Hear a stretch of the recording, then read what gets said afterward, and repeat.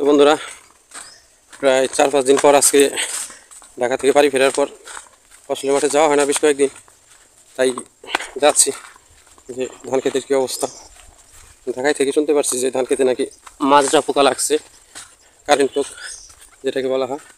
তো যাই দেখি কী অবস্থা। তো অবশেষে চলে আসলাম আমার সেই ধান খেতে।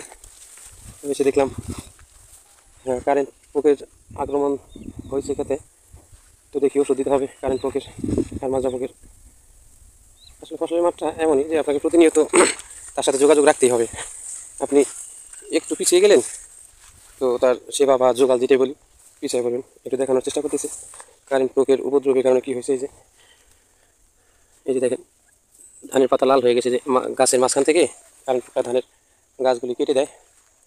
পুরোটা খেতে মোটামুটি যে এরকম অবস্থা হয়েছে। তো যাই হোক, তারপরও আল্লাহর কাছে লক্ষ্য করি, শুক্রিয়া আদায় করি।